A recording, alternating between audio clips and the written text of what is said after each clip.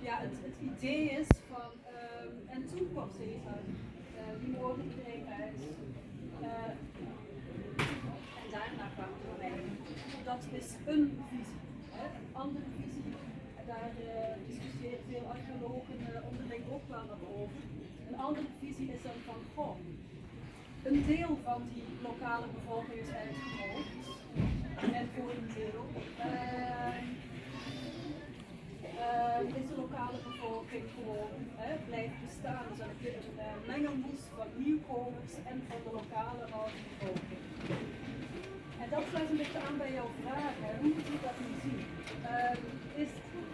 Was het überhaupt een lokale bevolking? Of waren het ineens van Caesar en zouden allemaal nieuwe Romeinen binnen?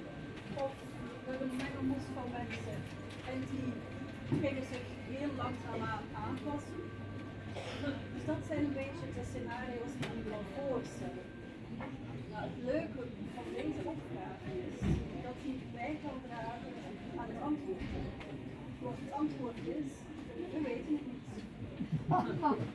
Dat weten we eigenlijk nog altijd niet. Er zijn heel veel knappe koppen en heel veel grote namen in de archeologie en die discussiëren daar nog steeds over. Het is namelijk zo dat tot voor kort dacht men dat het handgemaakt aardewerk een teken was van lokale mensen. Dus de late ijzertijd, de ijzertijd traditie, die gecontinueerd wordt en verder gezet wordt in de Romeinse periode. Dus heel veel mensen dachten van handgemaakt aardewerk, dat moet wel door de lokale bevolking gemaakt zijn. Dus voilà, dus hier heb je het bewijs, die woonden nog steeds dezelfde mensen. Ja. En dan met de komst van de Romeinen heb je de invoering van de gedraaide aardewerk. Nou, nu door recent onderzoek, dat is dan in de regio Tiel, maar goed, hebben we een onderzoek gedaan ook naar handgevormd aardewerk. En daar kwam uit dat al het handgevormd aardewerk in de Romeinse tijd geïmporteerd was. Geïmporteerd uit Duitsland en uit de noordelijke kustregio's.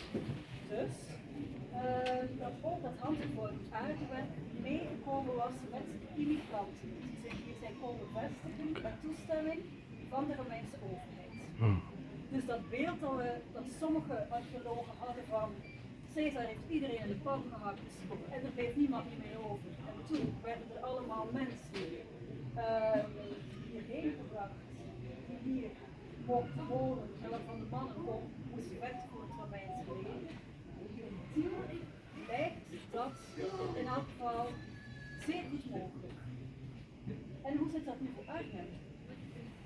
Ik zou heel graag nog eens dat handgevormd aardewerk heel diepgaand onderzoeken, want alleen dan kan je dat beantwoorden. Alleen als je weet of al die potten hier gemaakt zijn, of van elders komen, dus meegenomen zijn, dan kan je weten of je met mensen van hier te maken hebt, of dat je met immigranten te maken hebt.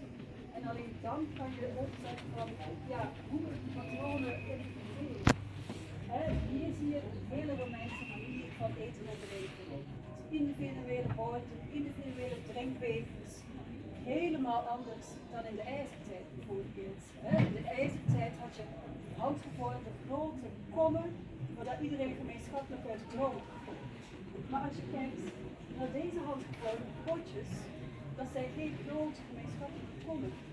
Dat wijst eigenlijk al richting individueel eten. Dus dat zijn allemaal aanwijzingen.